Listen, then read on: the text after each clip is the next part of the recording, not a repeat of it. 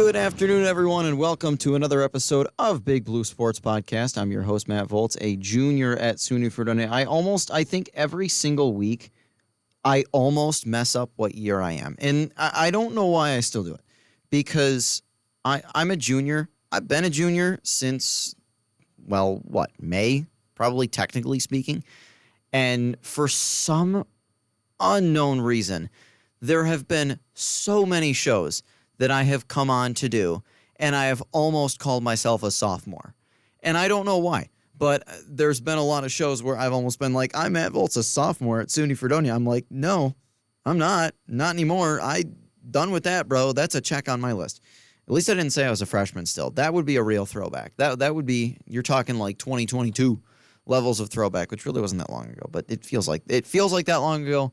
And it also doesn't at the same time, weirdly enough. But anyways, I am a junior, of course, and I am here to talk sports.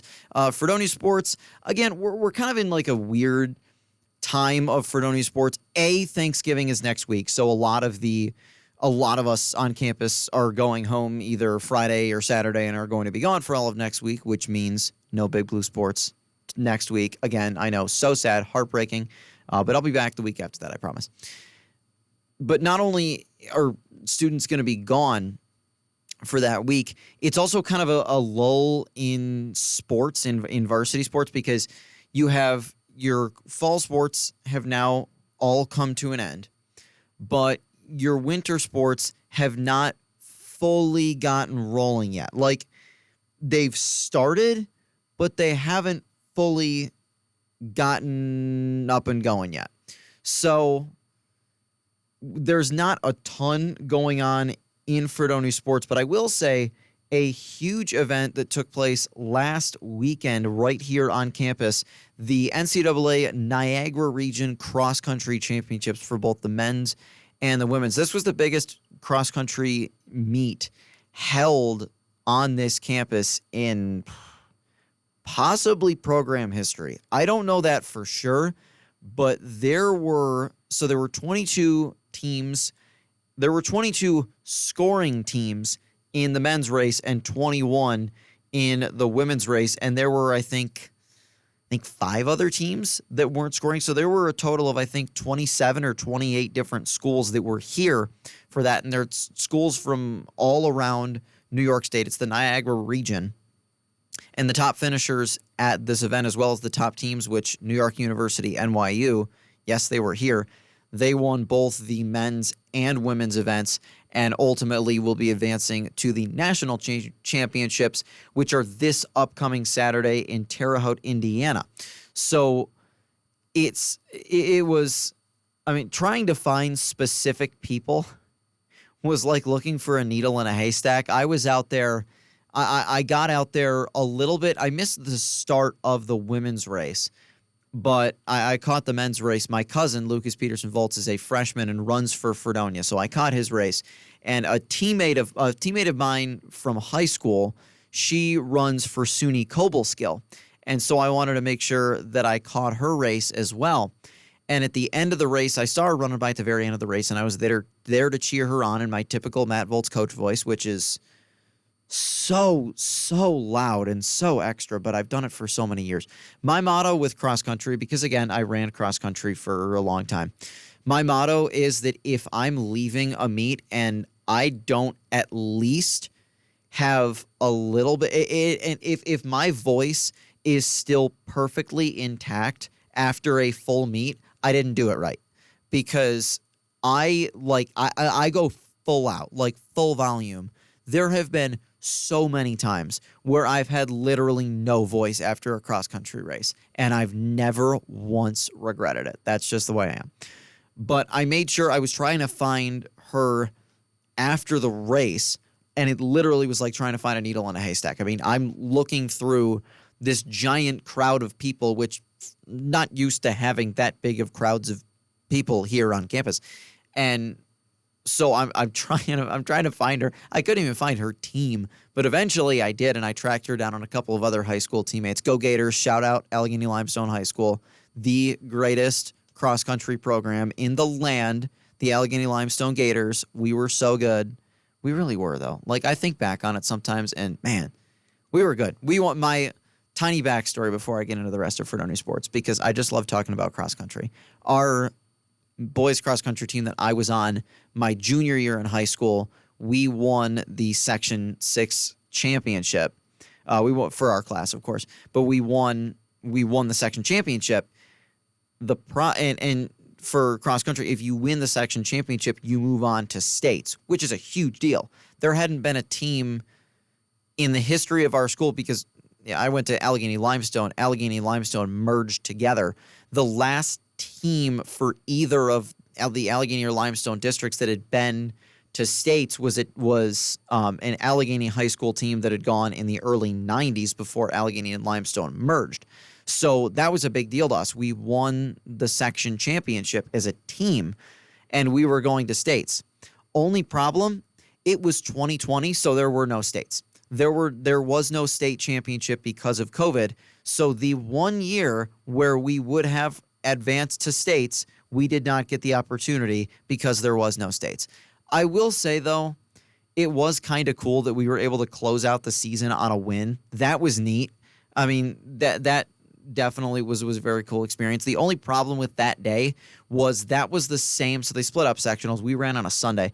That was the same day that the Bills lost to the Arizona Cardinals on the Hail Murray. If you remember that in 2020, when after Josh Allen threw a touchdown pass to Stephon Diggs, and by the way, we'll talk about the Bills later. After Allen threw the touchdown to Stephon Diggs and the Bills took the lead with like 30 seconds left or something like that, and then Kyler Murray tossed up a Hail Mary pass and DeAndre Hopkins caught it between like three Bills defensive backs. That was the same day that we won our section championship, and we won the section championship in the morning, and then the Bills game was in the afternoon. So we went out to dinner that night. My teammates and I went out to dinner, and those of us who didn't, like the ones who didn't really watch football very much or like didn't really care about the Bills, they were still like, you know, like riding high, like super happy because we won the section championship. And then it was me and three other guys who are all Bills fans. And we're supposed to be at a celebratory group dinner celebrating what is a huge accomplishment. And the four of us are just sitting at the table with our heads buried in our hands because we can't believe what we just saw. We can't believe the Bills managed to lose a game like that. But then again, they didn't lose another game for the rest of that regular season. They didn't lose again until the AFC Championship that year. So we will get to the Bills later and the Sabres before that, but I'll go through the rest of Fredonia sports first. The women's basketball team is off to an electric start. They did have one game that was moved back. They were supposed to play Chatham at home last Wednesday. That game ended up being moved back because of, I believe it was a transportation issue. Chatham couldn't get here. So that game was moved to a later date. But in the three games they've played, they had a tournament in Worcester, Ohio to start the season, a 20-point win over Thiel College on Friday, November 8th, and then a 76-72 victory over Carlow University, which is based in Pennsylvania. So they went 2 for 2 with that. They played William Smith College last Friday, won that one 78-66. They play again today. They are at Alfred at 5:30. So tip-off of that game about an hour and a half after the conclusion of Big Blue today, and then they're back at home on Saturday. And if I'm correct, the Chatham game was moved back to Saturday. I believe that they were originally supposed to play John Carroll on Saturday, but I think the Chatham game was moved into that spot instead. And this is as they're getting some non-conference games in. Their SUNYAC play starts when we come back from Thanksgiving break. So they're off to a 3-0 start. Obviously, the men's basketball team, not quite as fortunate. They are 0-2 overall. Remember, the UB game did not count against their overall record. That was an exhibition game, and that was, of course, a close one. Their other two losses have been really close. I mean, they lost by 5 at Hilbert, and they lost by 4 at Grove City. They also play today. They are at Hartwick, a trip out to Oneonta at 6 p.m. tonight, so 2 hours after we get off the air from Big Blue. The men's basketball team will face Hartwick on the road, and they'll be home on Friday to take on Pitt Bradford. Swim and Dive continuing their seasons as well. And they're at home this weekend. The Blue Devil Invite, the home invitational for both the men's and women's programs, start at 10 a.m. on Friday, and it's a 3-day event. It runs Friday, Saturday, and Sunday. And this weekend it's a busy one minus the students. You have the Blue Devil Invite, and as far as the music program is concerned, the NISMA Area All-State Festival is also this weekend. So that's the top high school musicians. This is a senior high area all-state. So this is juniors and seniors and some sophomores who will perform in it's a concert from musicians from all sorts of different high schools across Western New York. And the Saturday that us students go home for Thanksgiving break, they come up and they have their concert Saturday afternoon. They'll be on campus on Friday afternoon too, because they do the high schools, they have their long day of rehearsal. It's something that I participated in it. I was in the choir group when I was a senior in high school, which was a couple of years ago. I'm getting really old. But it'll be a busy weekend on campus, even though a lot of people are starting to go home for various things. Hockey as well is continuing on with their season. They're 2-4 through their first 6. They have won 2 of their last 3 games. Last weekend, a 5-1 loss at Cortland and a 4-2 win at Morrisville in the first game since Morrisville joined the SUNYAC. Of course, Fredonia played Morrisville last year in the Pink the Rink game, but Morrisville did not join the SUNYAC until last year. Antoine St. Ange had 3 points in the win, 2 assists, and the empty net goal that sealed it. The Blue Devils scored 2 power play goals in this game. Ryan Bailey had 1 and Xavier Fortin had the other. And Fredonia hockey they've got a lengthy stretch of road games. They're not home again with students on. They're home Tuesday night over break. So next Tuesday night, they face Chatham at home at 7 o'clock. They're not home in front of students again until Friday, December 6th and Saturday the 7th. That is Plattsburgh and Potsdam weekend, which will be a big weekend. Both those games start at 7 p.m., by the way, which will be a big weekend because a lot of members of the mid-90s Fredonia hockey teams that they went to the Division III semifinal, so the Final Four in 1994, and in 95 they reached the national championship game. And a handful of the alumni from those 2 teams are going to be back in town that first weekend in December for Plattsburgh and Potsdam weekend. And they play Plattsburgh on Friday, December 6th at 7 p.m., and then it is Potsdam on Saturday night also at 7 p.m. So hopefully Fredonia can get on track. They had a little bit of a slow start to the season, a couple of early losses. They're 2-4 right now, but still early enough, and there's plenty of time for them to pull themselves out. So with that said, I'll take a quick break. When I come back, we're going to keep the hockey talk going, and I'm going to talk all about the Sabres. They made a couple of roster moves the other day, and they are out west for some late games the next few nights. Their puck drop tonight against the LA Kings is at 10:30 p.m. So maybe we can stay away for that one, but maybe not. Either way, I'll preview those games and talk about the Sabres' overall outlook on the season so far when I come back. This is Big Blue Sports Podcast on WCVF 88.9 FM, the campus and community voice of Fredonia.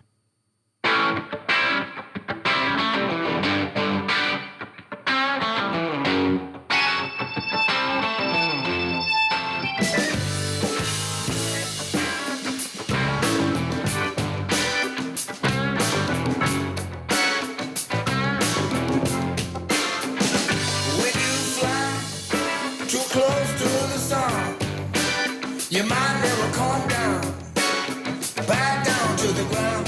'Cause if you fly too close to the sun, you may never come down, or back down to the ground.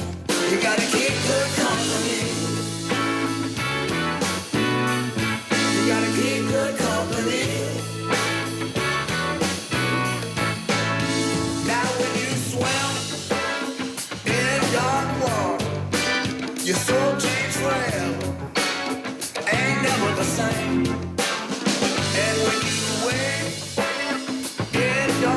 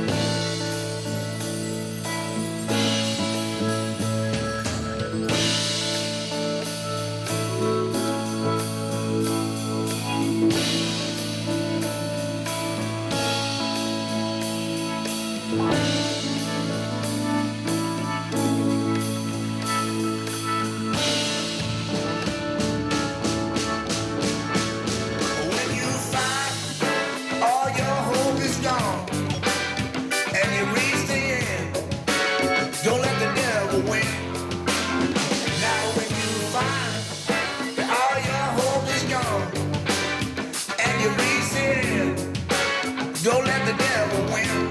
You gotta keep good company. Try to keep good company.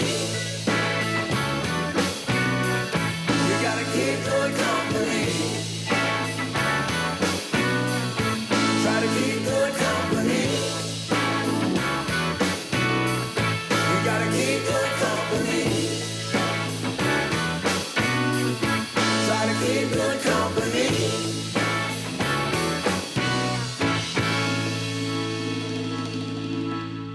You brought me so far from where you landed. What's up? I'm Matt. I'm Colin. I'm Pat. I'm Joey. We're House and Home, and you're listening to WCVF 88.9 The Voice.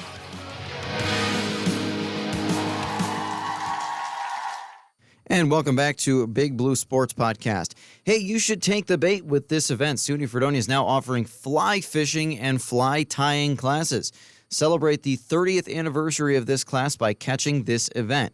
These classes will occur every Tuesday from 7 to 8:30 p.m. until December 24th. The club will meet at Rockefeller P84, the Costello Community Room. That's when you walk in the main doors of RAC, the Rockefeller Art Center. It's right on your left. Again, this is every Tuesday from 7 to 8:30 p.m. at the Rockefeller Art Center until December 24th. So the Buffalo Sabres, an interesting little pivot there from fly fishing to the Sabres.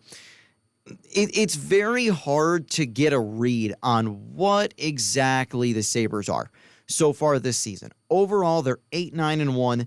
They're in fifth place in a, for the most part, lackluster Atlantic division. The Atlantic has not been particularly good. I mean, the best team in the division is Florida at 12-6-1. They have 25 points. Then Toronto is 11-6-2 for 24 points. They're right behind them. Then you have the Tampa Bay Lightning, 10-6-1. Boston, 8-9-3, and they just fired their coach. The Bruins just fired Jim Montgomery yesterday. They have the Ottawa Senators and the Sabres both at 8-9-1. Then Detroit 7-9-2, Montreal 7-10-2. So overall, across the board, the Atlantic Division really hasn't been very good.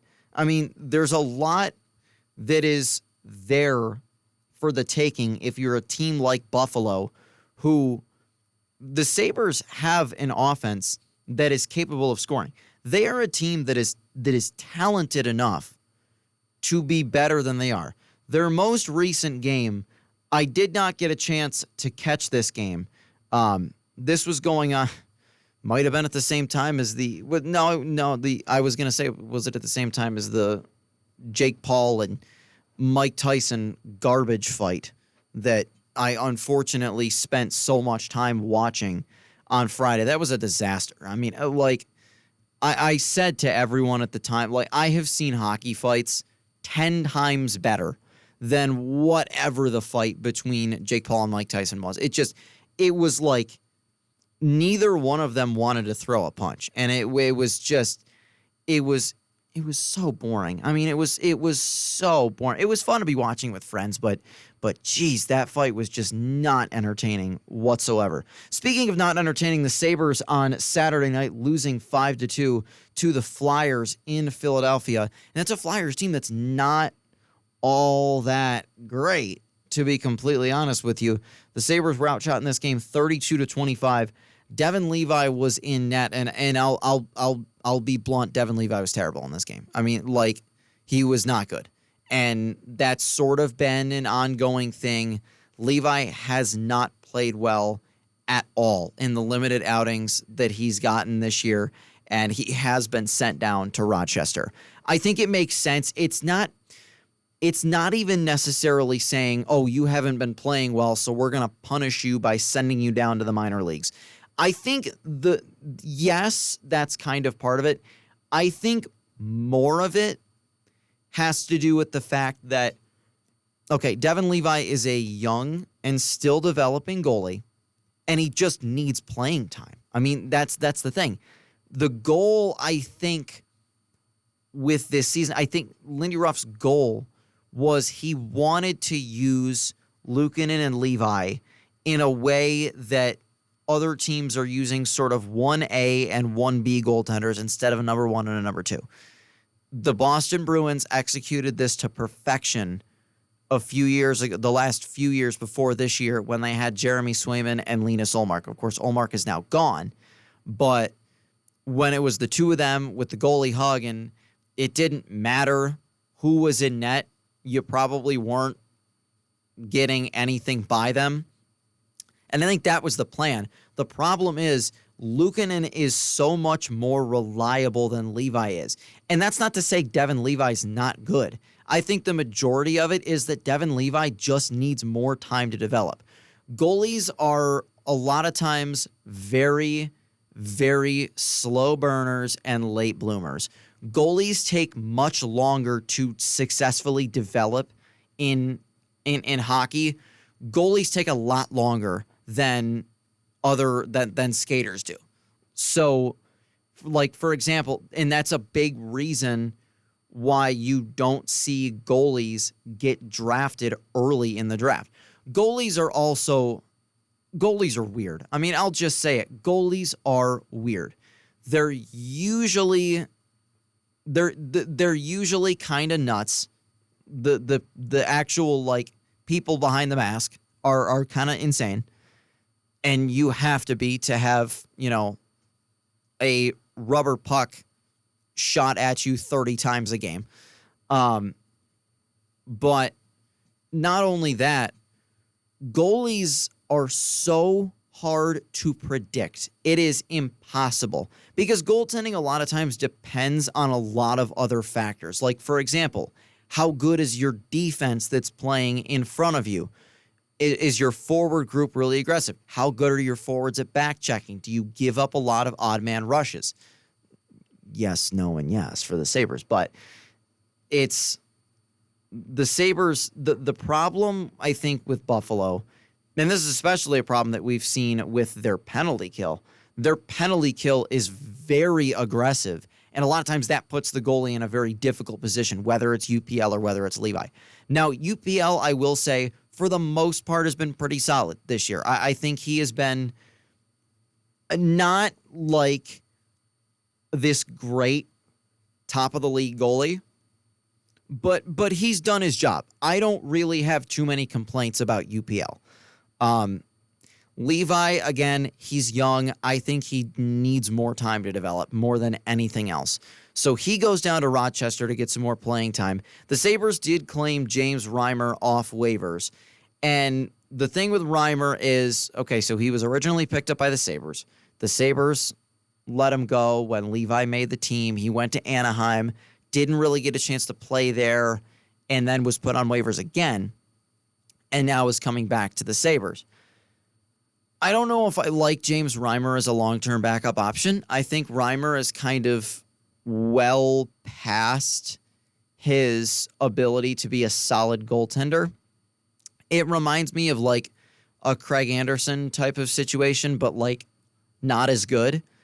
So I wonder if the Sabres might try to go out and make a move. And that would especially make sense given all of Buffalo's injury concerns that they're doing right now. So the corresponding move when Levi was brought up, Isaac Rosen was called up from Rochester. Now, Rosen was the 14th overall pick a few years ago. He was drafted with the first-round pick the Sabres got when they traded Rasmus Ristolainen to Philly. And the thing with him, him and Yuri Kulik lit it up in Rochester last year. And Kulik, when he's played for the Sabres, has been, yes, and he hasn't made a huge impact. But Kulik is also incredibly young. I mean, Yuri Kulik, let me put it to you this way. Yuri Kulik is a month older than I am. Kulik was born in 2004. He is 20 years old. He will not turn 21 until the end of the season. So he is still a very, very young player, and he honestly just needs time to develop. And that's sort of the thing with the Sabres is that you look at the team as a whole. It's a young team. The Sabres still are one of the youngest teams in the entire NHL. And I think there's been some issues with, they don't necessarily have the experience that they need to have. And, you look at the goaltenders. James Reimer is 36 years old. I don't really think that that's what Buffalo needs on their rosters, 36-year-old goaltender. But right now, you wonder, do they really honestly have too much of a choice? I don't know that they do, because they have a lot of players. They have a handful of key players that are down injured right now. So Jordan Greenway was injured last week. Greenway is out for the foreseeable future. Tage Thompson is listed as being on injured reserve, but according to Paul Hamilton of WGR Sports Radio 550, Tage Thompson did practice with the Sabres on Monday. He could play tonight. He could. He is an option for them. And Alex Tuck missed practice on Monday for an undisclosed reason. I think Lindy Ruff referred to it as an ailment of some sort. He did practice yesterday. So the hope is that Tuck will be back in the lineup for the Sabres tonight, and Thompson, even if he's not tonight, may be in the very near future. So the hope is that some of these younger guys can start to contribute. I talked about it last week. You got a lot of players on this team that just flat out are not playing the way they need to play right now. Guys like Jack Quinn, Dylan Cousins, Bo Byram, Matthias Samuelsson before he got hurt. You got players that are not playing at the caliber that you need them to play at. And I think that it's been an issue. It was an issue last year. And the hope is that they can get something figured out. To be honest, are the Sabres good? Are the Sabres bad? I don't know. I don't know.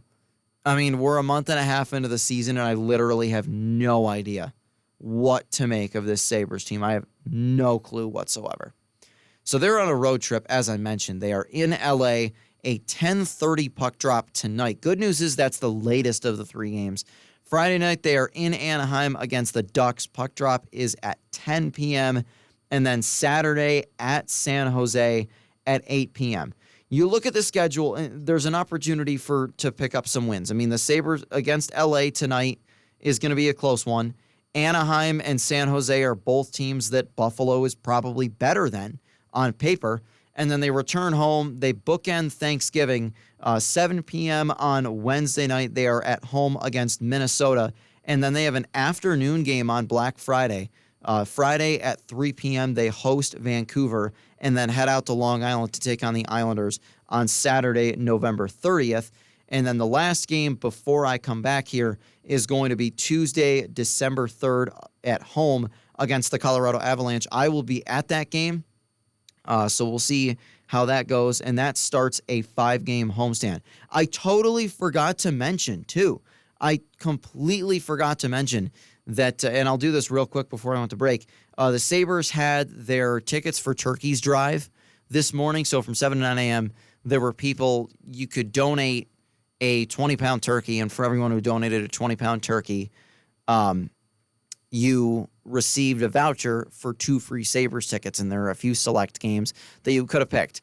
And I heard about it I was listening to WGR on Monday, and I heard about it, and I was like, you know what? That sounds like an excellent idea. I'm going to do that. So I did. I woke up at 5:30 this morning. This is insane. I woke up at 5:30 this morning, went to Tops, bought a 20-pound turkey, not going to say how much it cost, drove all the way up to KeyBank Center and dropped off the turkey, got my ticket voucher, and made it back in time for my morning class, which I think is kind of a flex. The way I rationalized it in my head, I was like, okay, I'm a college kid. Spending this much on a frozen turkey, should I really do this? And I said, you know what? Yes. And here's why. Because the cost of the turkey is still cheaper than the cost of the turkey is like the same. It's like the same cost as one Sabres ticket to any game I'm going to go to. One ticket might be a little bit cheaper. I get 2 for donating the turkey. And not to mention, I get to help out the community, which I think was kind of cool. It was, I'm not sure how they did, and I think they'll probably announce it with how many turkeys were donated, but I thought it was kind of cool, so I thought it would be fun, and I made it back for my morning class, which is kind of a flex, not gonna lie. I think that's kind of cool. I'm kind of proud of myself for that. But anyways, I'm gonna take a short break, and then the rest of the show is going to be completely dedicated to the Bills and what the rest of their season looks like after a win over the Kansas City Chiefs on Sunday. Man, that was a fun one. We will come back shortly, though. This is Big Blue Sports Podcast here on WCVF 88.9 FM, the campus and community voice of Fredonia.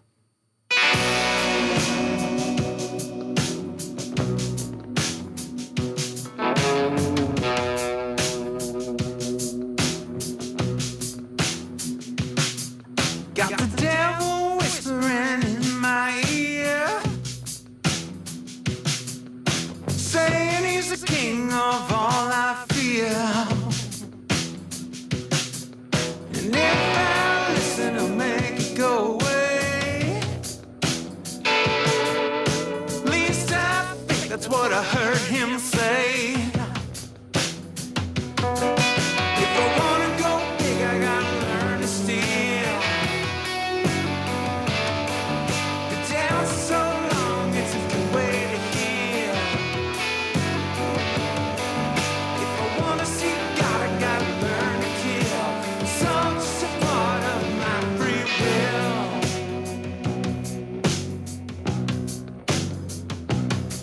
And got a devil whispering in my ear.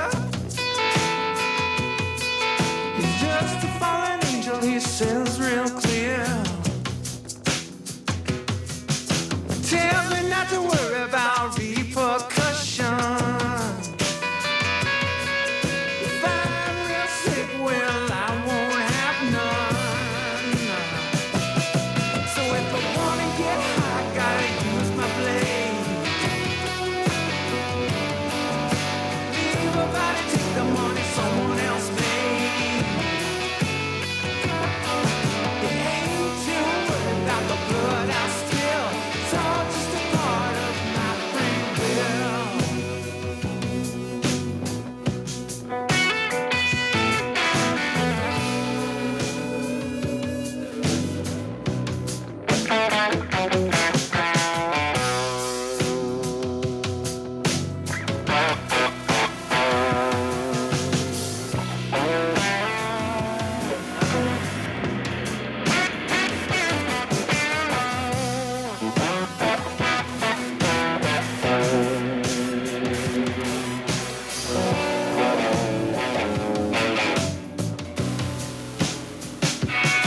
I got a devil whispering in my ear, telling me what I should not fear. Ain't no hero gonna bring me down. Soon I'm gonna own every inch of this town. If I wanna get rich, I gotta learn to talk. If I wanna be unnoticed, learn an innocent walk. Take and take till I get my fill. That's what the devil told me, I believe him still.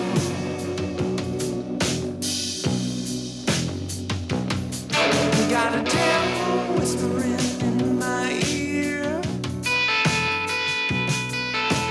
telling me what I should not fear.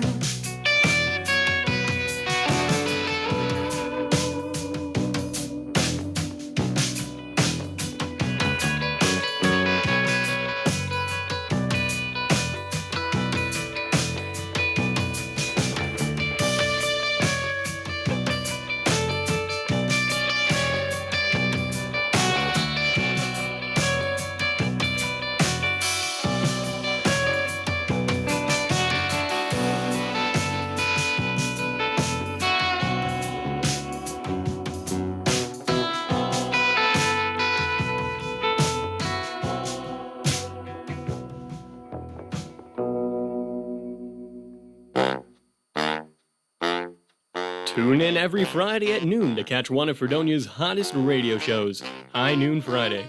Catch the community voices on local news. Keep updated on the latest sports games, the weather, world affairs and international news, and other entertaining segments like trivia and just the facts. High Noon Friday, every Friday at noon, on 88.9 WCVF and 89.5 WDVL. And welcome back to Big Blue Sports Podcast here on WCVF 88.9, the campus and community voice of Fredonia. So Sunday was fun for any Bills fans. It was we knew it was going to be a close game. I mean, like, that was a foregone conclusion. Everyone knew that it was going to be a close one. I was not expecting the Bills to start as hot as they did, though. Mahomes' first pass of the game, I don't know if I think he got hit as he threw or something, but Mahomes badly overthrows his intended receiver, and it gets intercepted by Taylor Rapp. The Bills drive down the field 65 yards in 8 plays. James Cook caps it off with a 3-yard touchdown run, but Tyler Bass misses the extra point. This was something that I think me and a lot of other fans were very worried that this was going to come back to haunt the Bills. At the end of the day, though, it didn't. But Tyler Bass did miss the extra point. That was the only scoring in the first quarter, though, so the Bills lead 7-0, end of the first quarter. First play of the second quarter, Patrick Mahomes finds Xavier Worthy for a 10-yard touchdown, capping off an 11-play, 88-yard drive. The issue with the thing with Worthy, of course, anyone who may have memories of the draft, the Bills were up at pick 28, and the Bills traded down with the Chiefs, and the Chiefs took Xavier Worthy with that pick. And a lot of people were saying, oh, the Bills just allowed the Chiefs to get Xavier Worthy. They're so dumb for, trading down and picking Keon Coleman. They let the Chiefs have Xavier Worthy. That's so whatever. And even if and there were people who were saying, even if the Bills didn't want Worthy, the point is that you shouldn't have allowed the Chiefs to go get him. Well, how do you, if you get a good offer, you take it. It's just, and the Chiefs, the Bills weren't going to take him. They were going to take Keon Coleman. So why don't you just take the haul that you can get and still get Keon Coleman in the second round? But anyways, so the Chiefs score a touchdown. The Bills respond. A 9-play, 70-yard drive. James Cook takes it in from 6 yards out. Tyler Bass makes the extra point, and it's 13-7 Buffalo. And then back and forth we go. The Chiefs drive down the field, 9 plays, 40-yard drives. And there's some stuff mixed in between. The Bills had gone for it. I can't remember if this was in the first half or the second half. I don't remember. But the Bills went for it on a 4th and 3. And Josh Allen threw an interception trying to force a pass to Dawson Knox. If he would have swung it up top for Khalil Shakir, Shakir would have had the first down. But that's beside the point. The Chiefs come down the field. Patrick Mahomes finds the backup tight end, not Travis Kelce, but Noah Gray, for a 2-yard touchdown. Kansas City takes a 1-point lead. The Bills get the ball right back. 12 plays, 62 yards, and Tyler Bass connects on a 33-yard field goal at the end of the half. Bills lead 16-14 at halftime.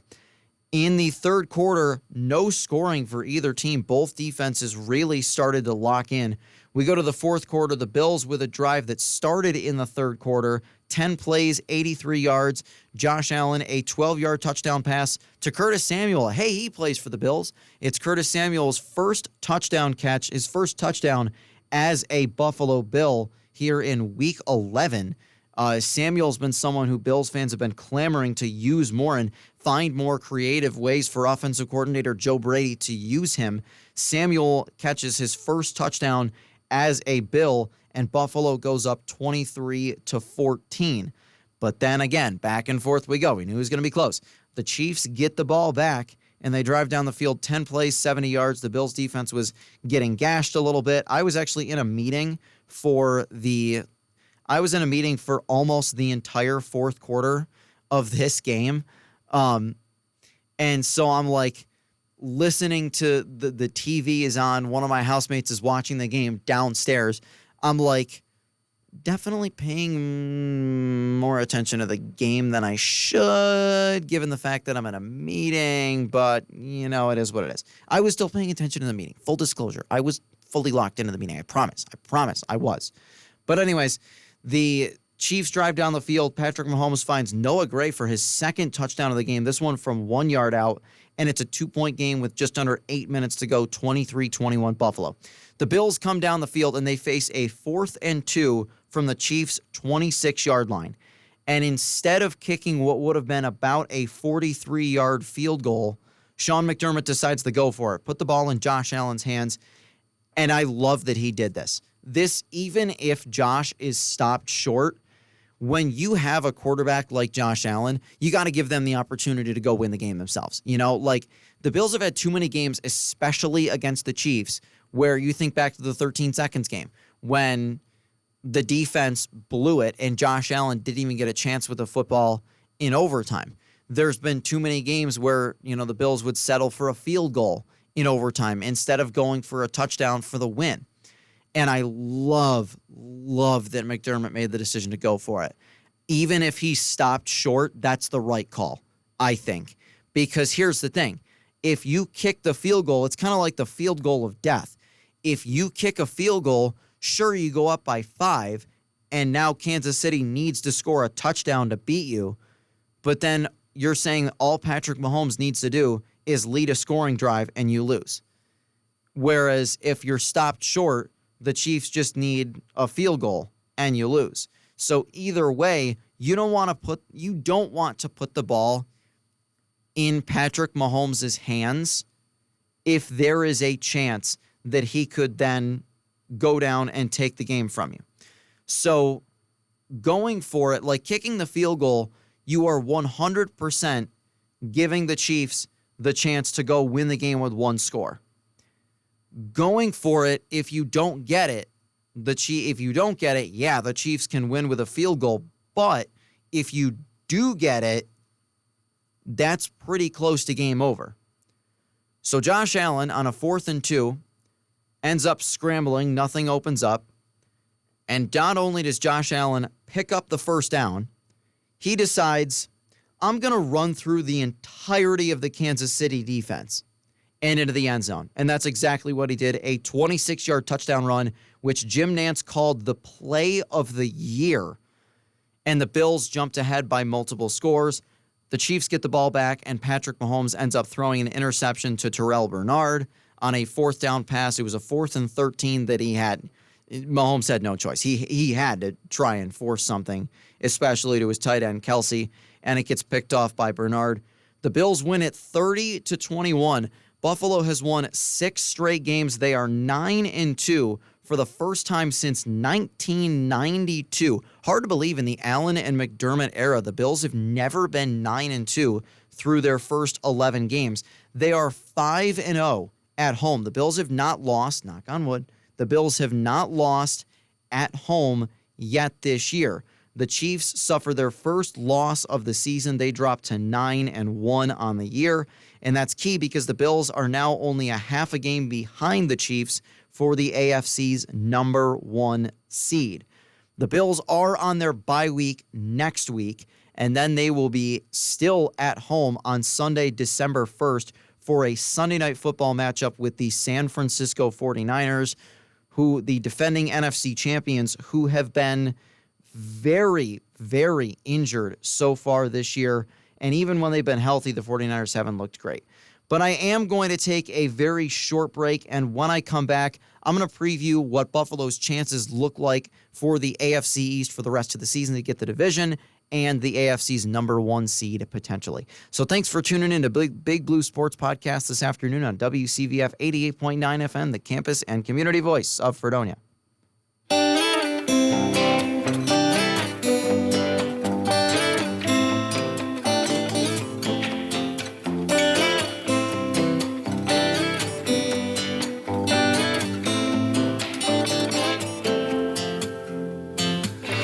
I'm afraid to tell you what I'm feeling, running out of time.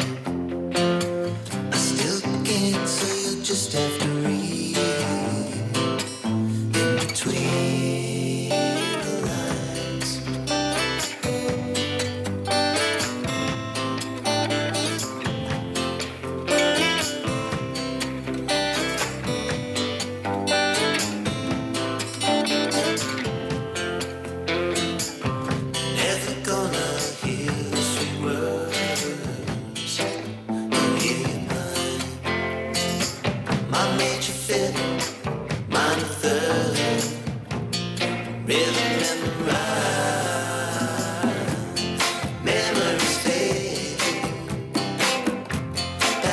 subside. Nothing lasts forever. The song will never die. So we'll always be together in between the lines.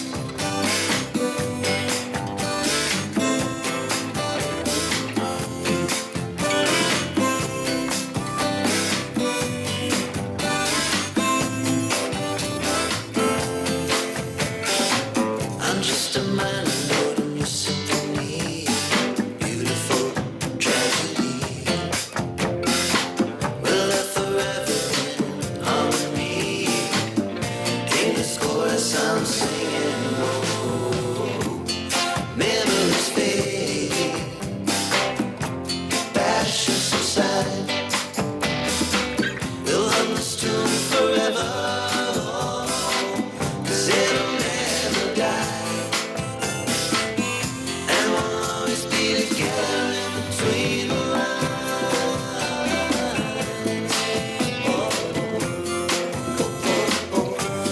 Between the lines.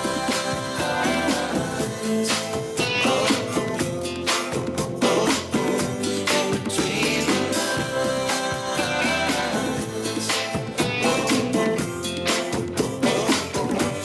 between the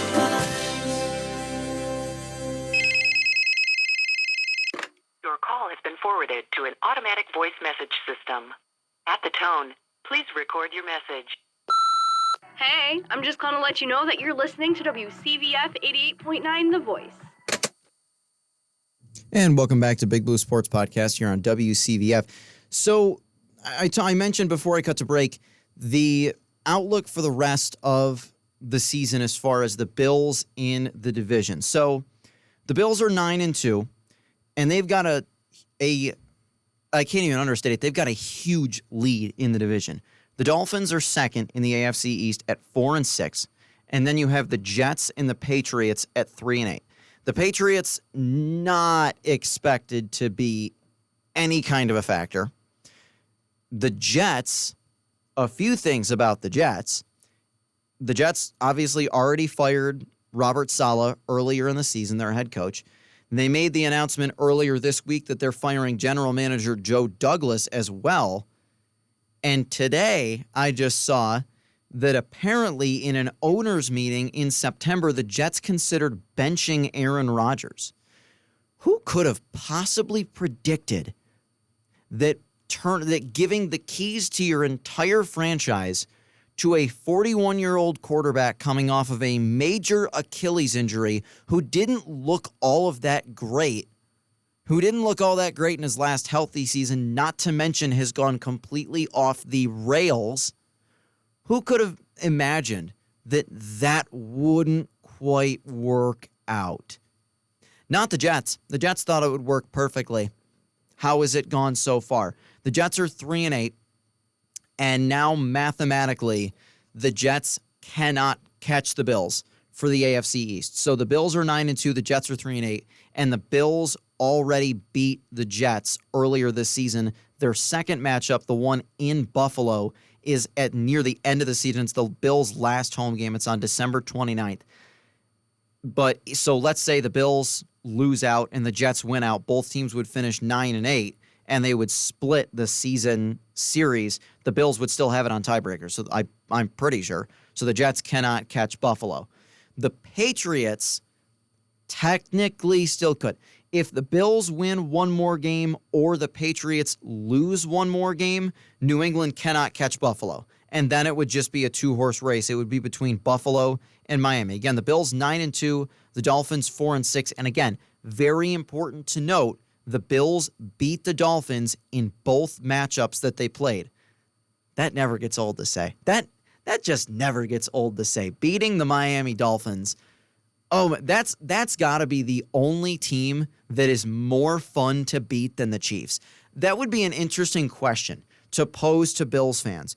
Would you rather beat the Dolphins or the Chiefs?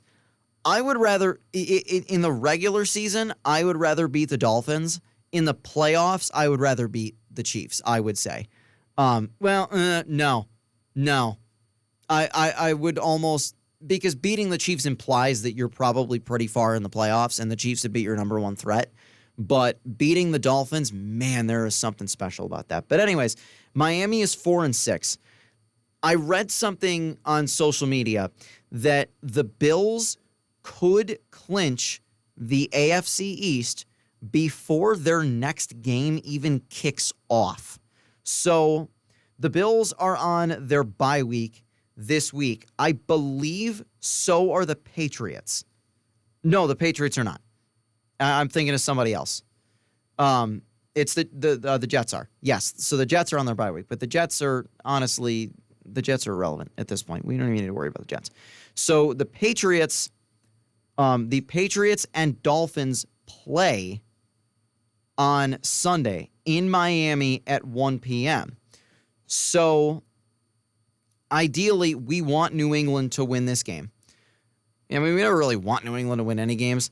The remaining schedule for the Patriots, they are at Miami, home against the Colts, then their bye week, then their last 4 games at Arizona, at Buffalo, home against the Chargers, home against Buffalo. That's New England's remaining schedule. The Dolphins' remaining schedule, they are home against New England, at Green Bay, that's the Thanksgiving night game, home against the Jets, at Houston, home against San Francisco, at Cleveland, that's a Sunday night game, and then at the Jets to finish the season. So the Dolphins are 4-6, the Bills 9-2, and then Buffalo's remaining schedule, home against San Francisco, that's a Sunday night game, at the Rams, at Detroit, home against New England, home against the Jets, at New England to finish out the season. I would be shocked if Buffalo found a way to not win this division. I mean, the Bills, all Buffalo has to do is either win 2 more or Miami loses 2 more. Like, either they win 2 more or Miami loses 2 more, and it's over. The Bills are the AFC East champions. 2 more Dolphins losses and 1 more Patriots loss, which could all happen before kickoff of the Bills 49ers Sunday night game.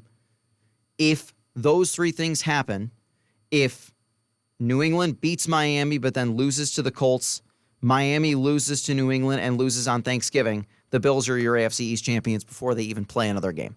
So that'll do it for Big Blue Sports Podcast this afternoon. All Things Considered, presented by NPR, is next. See you in 2 weeks. Happy Thanksgiving.